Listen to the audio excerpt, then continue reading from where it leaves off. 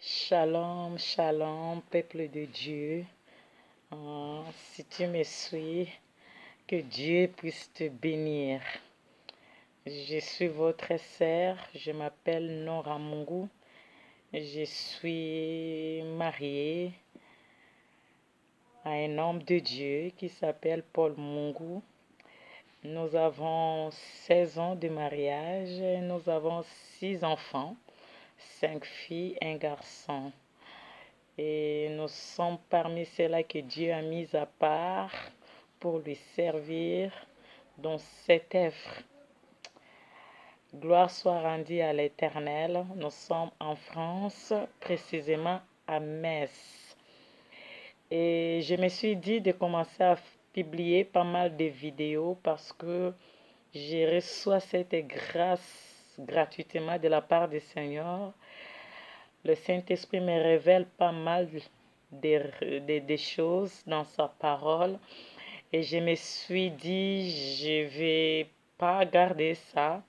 C'est vrai que je prêche déjà à l'église, je prêche la parole de Dieu et le dépôt de Dieu est tellement grand que je me suis dit en faire bénéficier même une personne, peu importe l'endroit où tu te trouves, peu importe ton état. Le Seigneur, je pense qu'il veut faire du bien à quelqu'un. Et je profite aussi de cette occasion pour parler de Jésus-Christ. Paul dit à Timothée, prêche l'évangile dans de bonnes ou de mauvaises circonstances, n'importe quelle circonstance. Voilà, la circonstance est présente à moi et j'ai saisi cette grâce pour transmettre la pensée de Dieu. Que le Seigneur soit loué. Saint-Esprit, nous voulons que tu puisses te révéler à nous au travers de ta parole, dans le nom de Jésus. Amen, amen. Alléluia. Je suis vraiment dans la joie. C'est un grand bonheur d'appartenir au Seigneur, n'est-ce pas? D'être un enfant de Dieu, c'est juste merveilleux. Et nous avons compris cela. C'est ainsi que nous avons décidé de nous offrir à Dieu comme des offrandes, comme des sacrifices. Nous avons décidé d'abandonner le monde et de suivre Jésus-Christ. Bien-aimé, ça fait un bon moment. Je médite beaucoup dans le livre de Jean 4 sur la rencontre de Jésus-Christ avec la femme samaritaine. Je sais que tu connais ces passages, peut-être pas, mais en tout cas, on parle beaucoup de ces passages. Et on peut en tirer beaucoup des enseignements, beaucoup des exhortations, beaucoup de thèmes. Mais moi, je voulais parler sur la vraie adoration.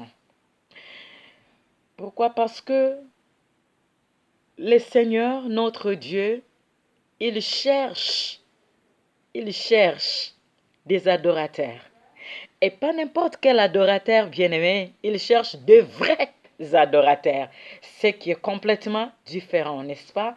Parce que si la Bible nous parle de vrais adorateurs, parce qu'il y a certainement de faux adorateurs. Et Jésus-Christ avait fait comprendre à cette femme samaritaine qu'est-ce que c'est la vraie adoration. Et cette femme, elle avait son idée sur une sorte d'adoration. Parce que c'est l'adoration que non seulement elle, mais tout le Samaritain, même leurs ancêtres, c'était leur façon d'adorer le Seigneur, une façon erronée, une façon fausse.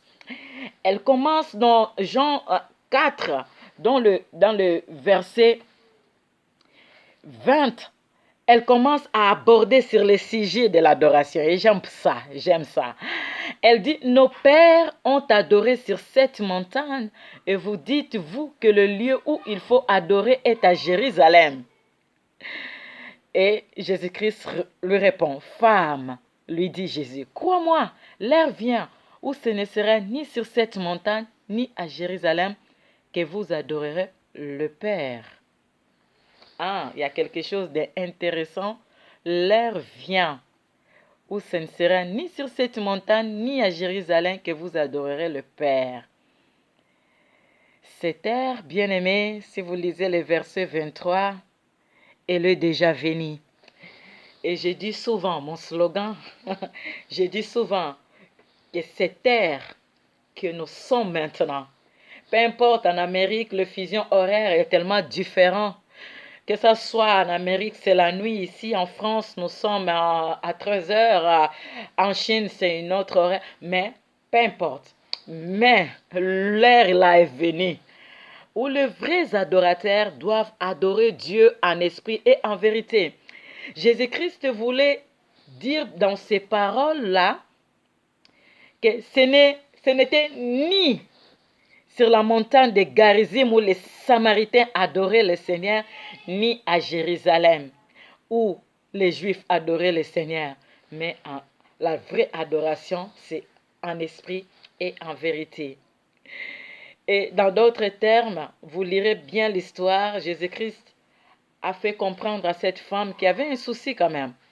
Elle prétendait adorer le Seigneur, mais sa vie, son comportement n'était pas en conformité à la vraie adoration.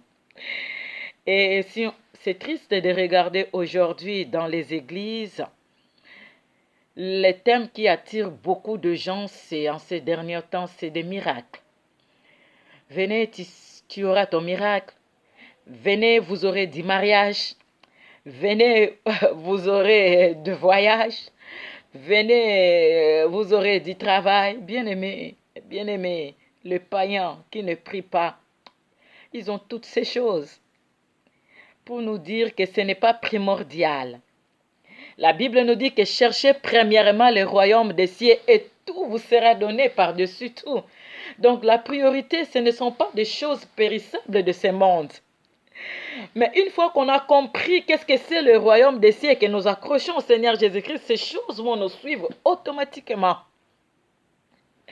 En fait, la vraie adoration en esprit et en vérité, ce n'est pas des rituels ou des cérémonies, ou je ne sais pas, ça fait pas, on peut chanter, on loue, on se prosterne, c'est tellement merveilleux d'ailleurs, ça fait pas. Mais la vraie adoration, c'est toute une vie. Bien-aimé, c'est toute une vie. De la même façon que tu respires, c'est ça l'adoration.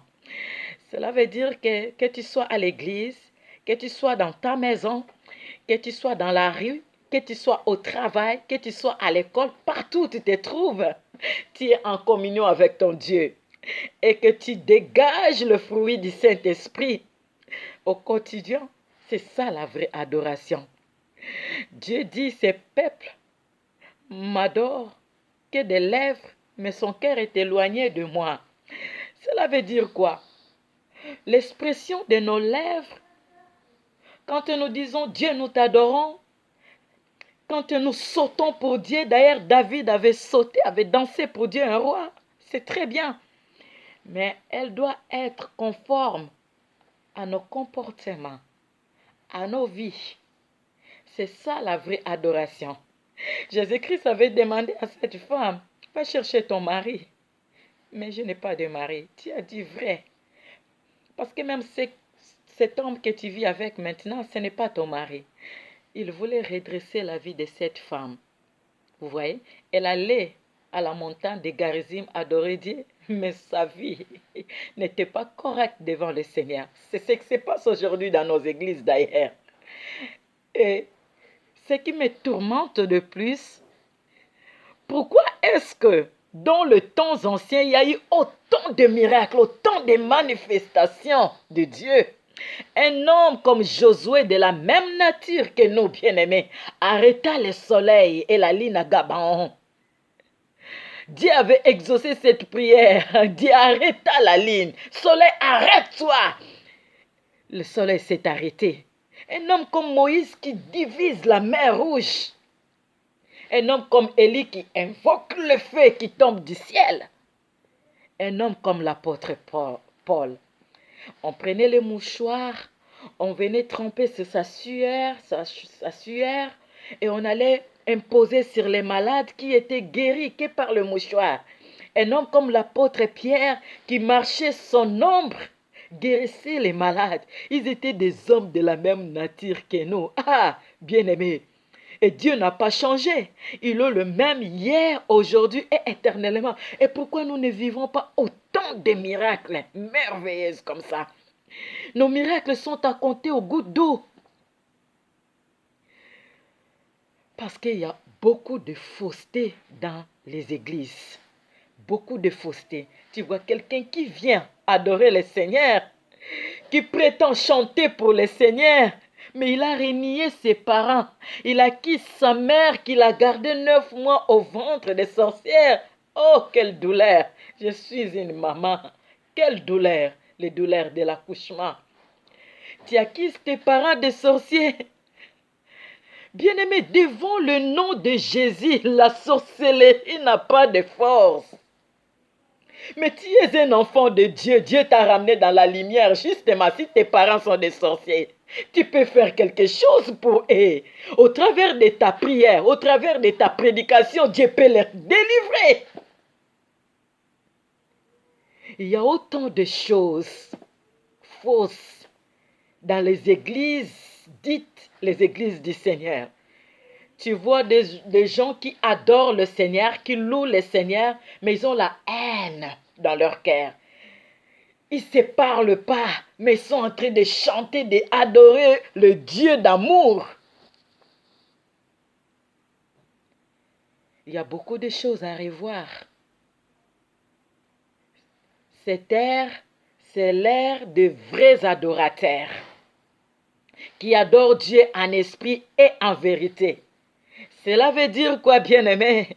Un vrai adorateur, c'est celui qui a crucifié sa chair. Ah, c'est celui qui a crucifié sa chair. Jésus-Christ nous a montré cela. La Bible nous dit que tous nos péchés, toutes nos transgressions étaient tombées sur lui. Il était devenu péché et il devait monter à la croix. Parce qu'il n'y a pas de crucifixion sans la croix. Il devait monter à la croix pour crucifier sa chair. La chair qui avait porté le péché de l'humanité. Il devait le crucifier à la croix. Nous devons aussi crucifier notre chair. Et tous ces désirs, bien-aimés. Vous regardez le monde actuel. Le mal s'est multiplié, le péché s'est multiplié. Et beaucoup ne comprennent pas. Bien-aimé, la chair est faible. La chair, c'est l'ennemi numéro 1 de ton salut. Il est accroché à ton âme.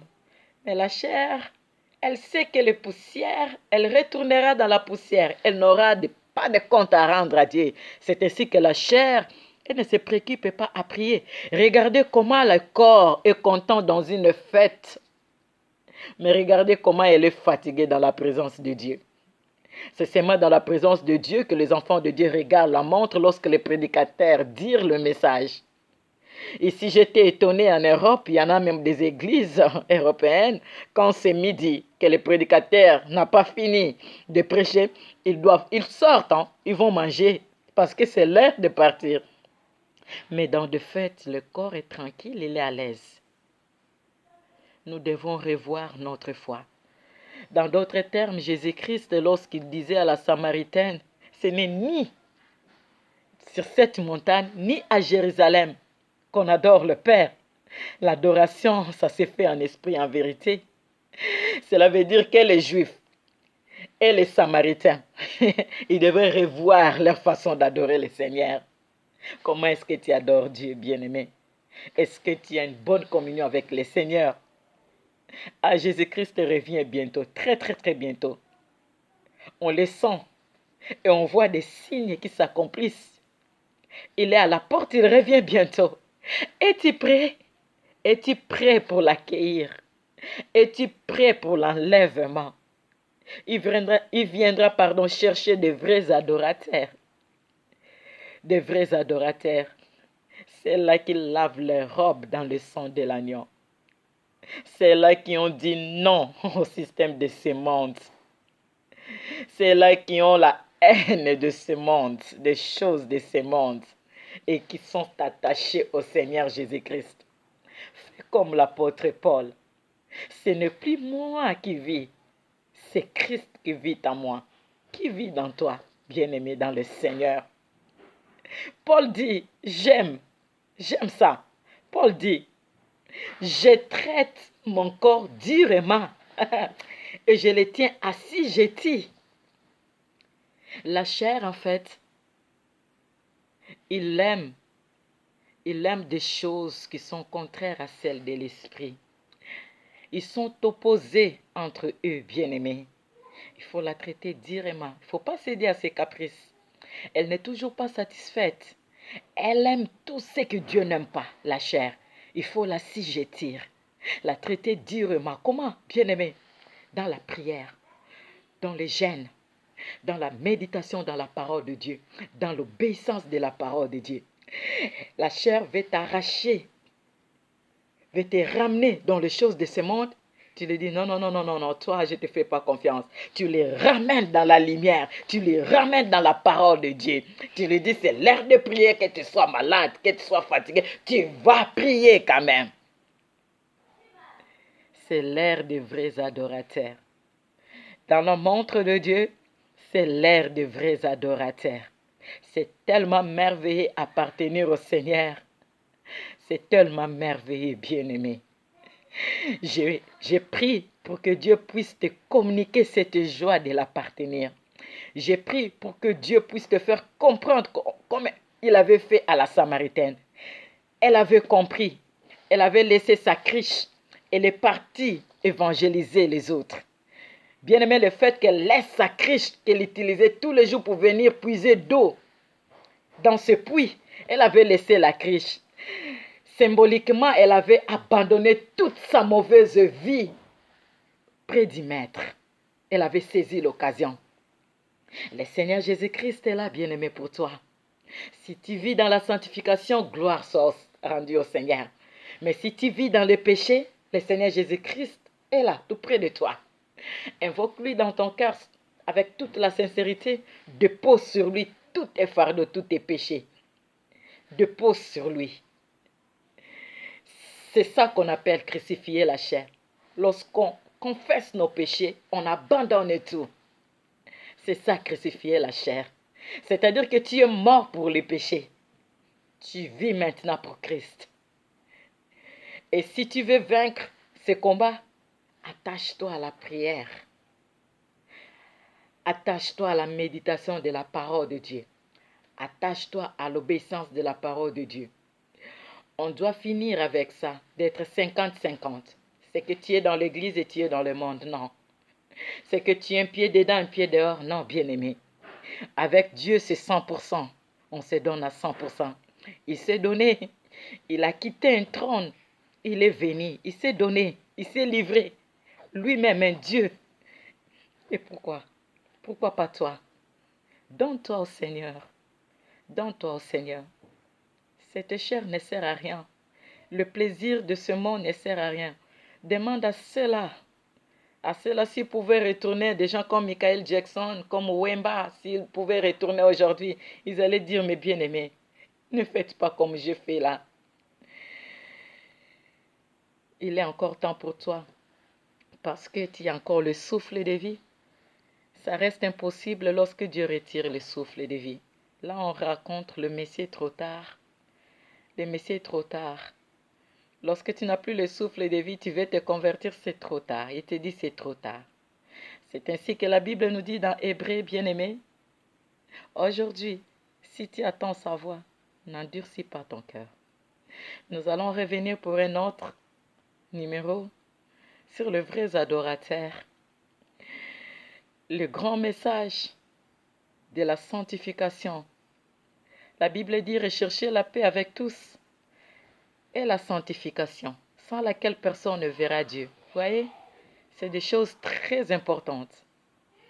Chers prédicateurs de la bonne nouvelle, enseignez le peuple de Dieu à rebâtir leur communion avec le Seigneur, parce que le Maître arrive bientôt, le Roi des rois, le Seigneur des seigneurs.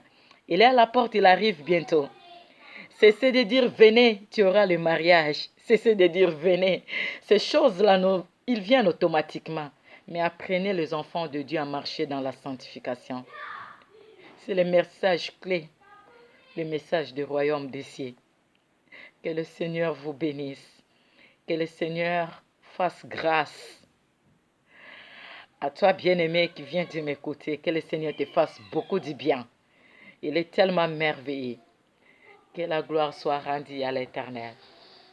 À la prochaine, que Dieu vous bénisse. À la prochaine. Shalom.